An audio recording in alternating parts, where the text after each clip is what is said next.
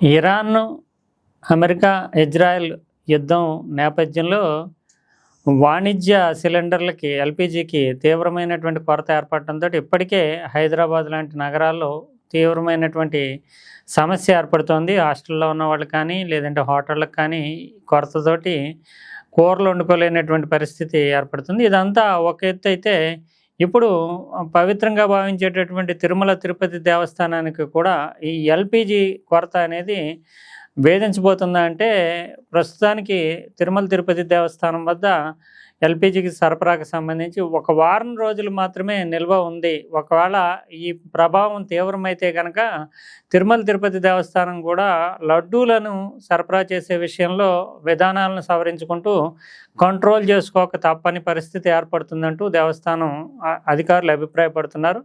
ప్రధానంగా తిరుమల వెళ్ళినటువంటి ప్రతి వాళ్ళు ఆ లడ్డు తెచ్చుకోవడం అనేటటువంటిది చుట్టుపక్కల ఉండేటటువంటి తమకు తెలిసినటువంటి వాళ్ళకి, బంధువులకి ఆ ప్రసాదాన్ని పంచిపెట్టడం అనేది ఒక ఆనవాయితీ సంప్రదాయంగా ఉంది.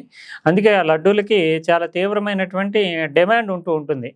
ఇప్పుడు దానికి 2024లోనే అందరికీ లడ్డూలు ఇవ్వడం అనేటటువంటిది, అడిగినన్ని సంఖ్యలో ఇవ్వడం అనేటటువంటిది సాధ్యం కాదు కాబట్టి ఇప్పటికీ అమలు చేస్తున్నటువంటి ఒక విధానం అనేది ఉంది. అంటే ఎన్ని లడ్డూలు ఇవ్వాలి భక్తులకి అనే దాని మీద.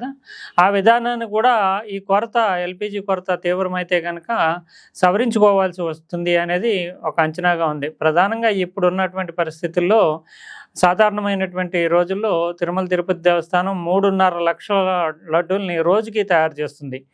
అదే శని, ఆదివారాల్లో అయితే 5 లక్షల లడ్డూల్ని తయారు చేస్తూ ఉంటారు. దర్శనం చేసుకున్నటువంటి భక్తులు ప్రతి ఒక్కరికి ఒక లడ్డూని ఉచితంగా ఇస్తారు. అదే సమయంలో దర్శనం అనంతరము దర్శనం చేసుకున్న దాని మీద ప్రాతిపదిక మీద 4-6 లడ్డుల వరకు ఒక్కో లడ్డు రూ. 50 చొప్పున కొనుక్కునేటటువంటి అవకాశం ఉంటుంది.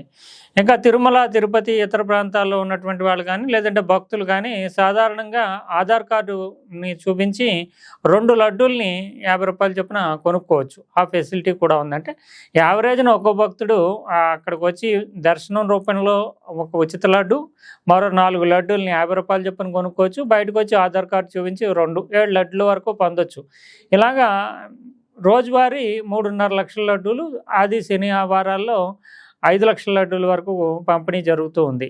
అయితే ఇప్పుడు ఉన్నటువంటి పరిస్థితుల్లో ఈ ఎల్‌పీజీ వినియోగం అనేటటువంటిది లడ్డూలకి ఎక్కువగా వాడుతున్నారు. నిత్యాన్నదానం చేస్తూ ఉంటారు చాలా వేల మంది భక్తులకి. దానికి 2 టన్నులు ఎల్‌పీజీని రోజుకి వినియోగిస్తున్నారు. అంటే సౌర విద్యుత్ కూడా కొంత వాడుతూ ఉంటారు కనుక సోలార్ ఎనర్జీని 2 టన్నుల్ని వేల మంది భోజనాలు పెట్టడానికి ఎల్‌పీజీ వినియోగిస్తుంటే, లడ్డూల తయారీకే 4 టన్నుల ఎల్‌పీజీని వినియోగిస్తున్నారు. ఇది నిల్వ సామర్థ్యం చూస్తే 3 బుల్లెట్ టన్నులు, అంటే బుల్లెట్ ట్యాంకులు నిల్వ ఉంటుంది.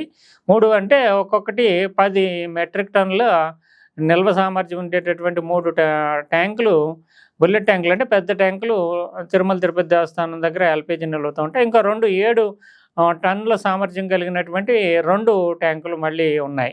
అంటే మొత్తం కలిపిన 44 టన్నుల సామర్థ్యం మాత్రమే ఇప్పుడు ఉన్నటువంటి పరిస్థితి. అంటే ఒక వారం రోజులు మాత్రం ఈ లడ్డూల తయారీకి కానీ, అదే సమయంలో నిత్యాన్న దానానికి సంబంధించి కానీ తిరుమల తిరుపతి దేవస్థానం కొరత లేకుండా గడపగలుగుతుంది. ఒకవేళ సరఫరాలోనే ఆటంకం ఏర్పడినా, తీవ్రమైనటువంటి కొరత ఏర్పడినా ఖచ్చితంగా ఒక వారం రోజుల తర్వాత మాత్రం దీనిని విధానాన్ని, మొత్తం లడ్డూల సరఫరాకు సంబంధించినటువంటి విధానాన్ని సవరించుకోవాల్సి ఉంటుంది. దాంట్లో వచ్చినటువంటి పరిస్థితుల నేపథ్యంలో విధానాన్ని మరి కొత్తగా, అంటే ఒక ఉచిత లడ్డు అనేటటువంటిది ఒక సంప్రదాయంగా ఉంది.